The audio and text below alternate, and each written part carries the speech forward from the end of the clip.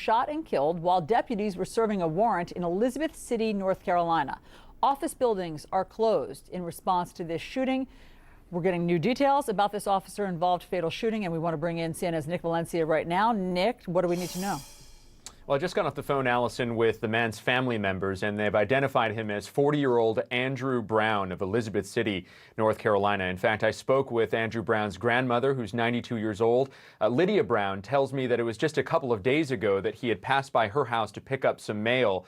She said she wants to know why this happened, what happened, and who was responsible for this. And here's what the Pasquotank County Sheriff's Office is saying. They said they were serving a search warrant and that a sheriff's deputy was involved in this fatal shooting. The State Bureau of Investigation there in North Carolina is now involved in the investigation. You mentioned also government buildings were closed as of about 2.5 hours ago, and the city council there is convening an emergency meeting as crowds grow on the scene. I also spoke to the aunt of the man you're seeing there on your screen, Andrew Brown. Clarissa Gibson tells me that she says he was shot several times, and they say, the family says, that this man you're looking at on your screen there was unarmed at the time that this search warrant was being executed, and they want to know why he was shot if he was unarmed. This according to the family. I mentioned also they told me that he has children, several children that he cared for deeply. He loved them. And as you mentioned, Allison and Victor, we are standing by for more details. But here it is again, another black man in America shot and killed in 2021. It's becoming a really unsightly and unfamiliar scene here in this short year. Allison, Victor. We've been on the air for an hour and a half. George Floyd, Ma'Khia Bryant, Daunte Wright. We just had on Laura Denae King, Rodney King's daughter, 30 years after he was beaten by officers, and now Andrew Brown. This is exhausting. It is exhausting. Now, we are still waiting for the details of this shooting, still waiting for more coming in from the case in Columbus, Ohio. But how many?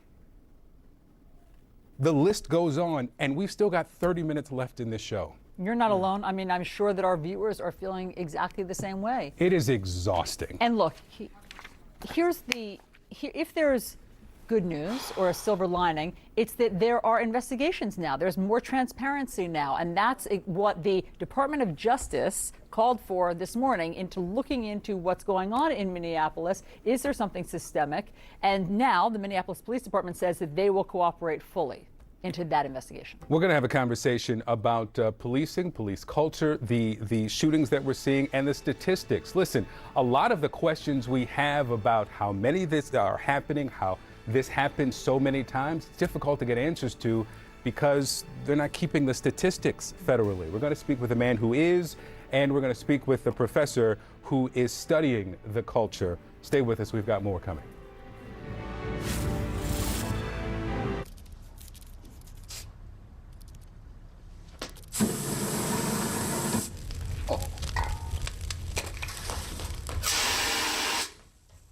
Burn down the duplex.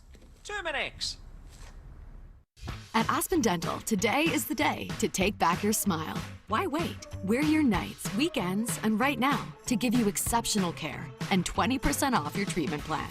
New patients take the first step with a complete exam and x-rays that are free without insurance. Because our nationwide network of over 1,500 doctors at 900 locations all have one goal: to make you smile today. Start now. Call 1-800-ASPEN-DENTAL or book online at aspendental.com. When I think about climate change, the word I think of is jobs. And these aren't just the jobs of tomorrow. They're the jobs of right now. Good paying jobs to modernize our infrastructure in manufacturing, construction, engineering. They're in our cities, in our suburbs, and our small towns. We take on climate change, and we build back better with clean energy jobs. So let's not waste any more time. Let's get to work. Dignity. It demands a rapid COVID test because we all deserve an answer. It demands your heart stays connected to your doctor so you know it's beating as it should. And a rapid test to help evaluate concussion in case something were to happen. At Abbott, we fight for these moments developing life-changing technologies because dignity demands it. Experience matters. For over 145 years, more families trust ADT for timeless protection and 24/7 peace of mind. ADT, real protection. It's hard to believe that Mint Mobile can be good at just $15 a month. So, as Mint's new owner, I brought in one of our first and oldest customers, Wasim McNaby. Welcome to Mint, Ryan. So you've had Mint for years. Any issues? No, the service has been great. And under my ownership, it's gonna get even better. How? No idea. Still $15 a month though, right? Yep. How about Taco Wednesday? Nobody's done that before. When you earn a degree with the University of Phoenix, we support you with career coaching for life, including personal branding, resume building, and more. That's our promise to you. That's Career Services for Life. Learn more at phoenix.edu. Hi, I'm Ella, IntelliLoan's AI home loan assistant. You asked, find a great home loan rate without a bunch of fees. IntelliLoan offers a 15-year fixed at a 1.99% rate in APR. That's just 1.99%. There are no points, no lender fees, and no reason to wait.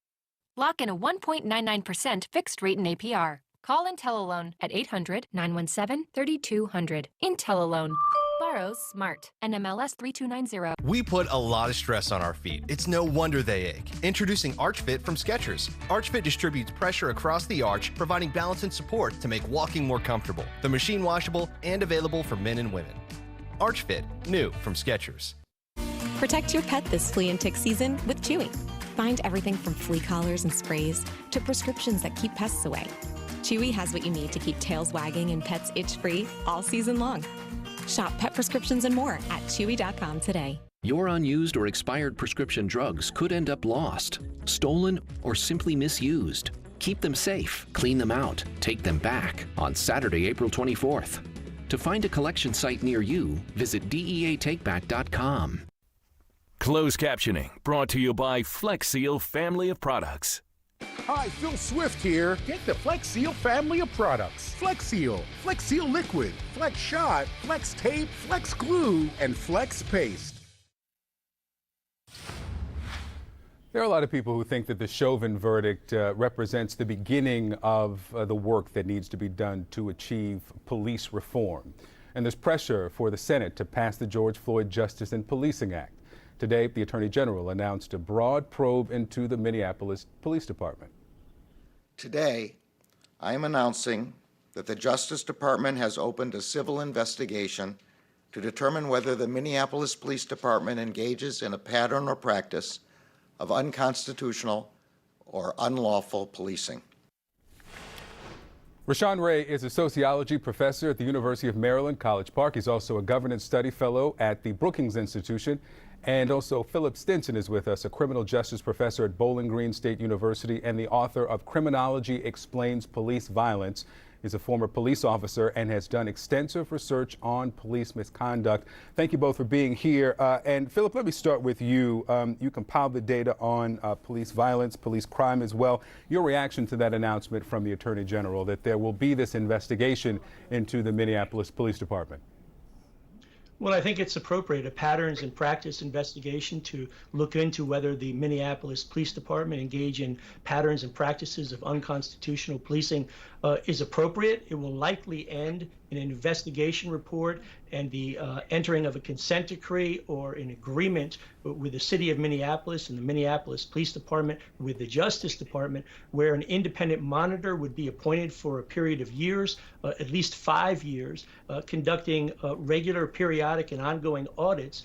This is a good thing, actually, because with that process, we'll bring federal resources to the Minneapolis Police Department. They'll be able to provide resources for training, changing policies to mirror best practices in policing. So overall, it's a good thing. We need to see what the investigation determines in terms of issuing a report, and that will dictate where it goes from there in terms of a consent decree.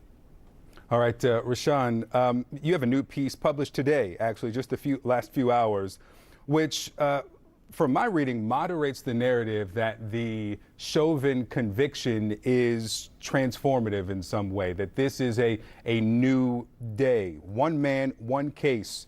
Do you believe some are overstating the implications of this conviction?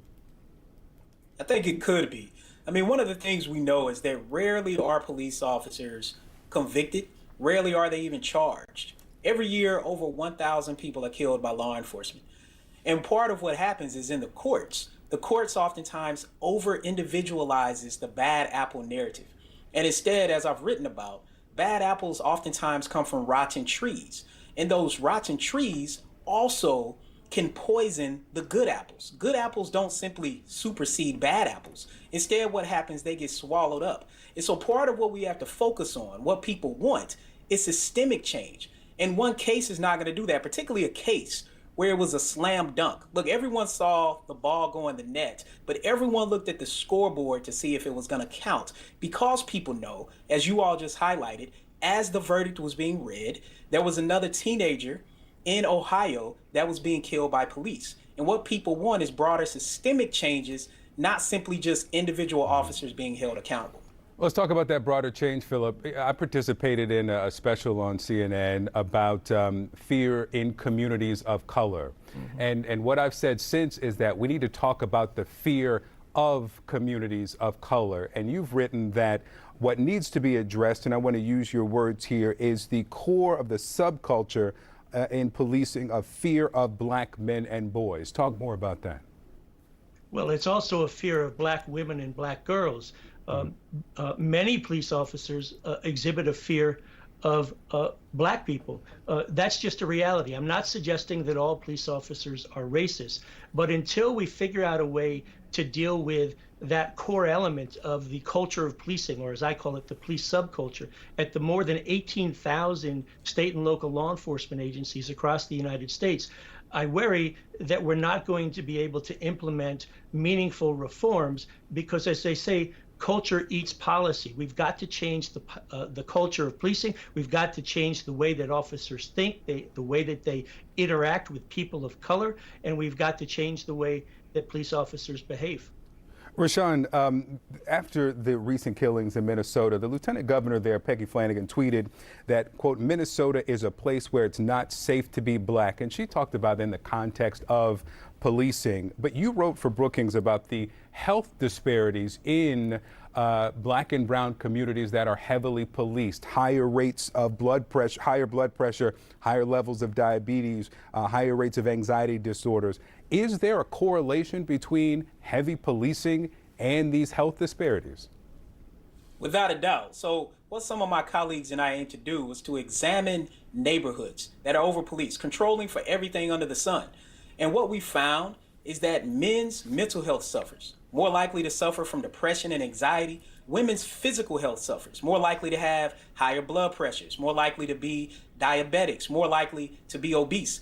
And this is because we are continuously witnessing black pain and trauma in a way that people don't fully want to acknowledge. The people who witnessed George Floyd die and all the other people who watched it on video will never be the same again. We heard that from Rodney King's daughter about her and him.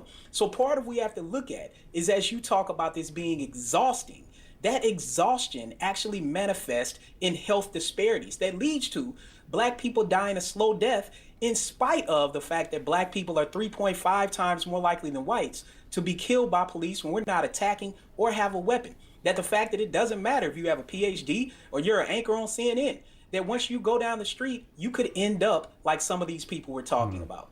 Professor Rashawn Ray, Professor Philip Stinson, thank you both. Thank you. Next, President Biden announces 200 million vaccine shots in arms, big milestone for his administration, but soon supply is expected to outpace demand. His message for hesitant Americans.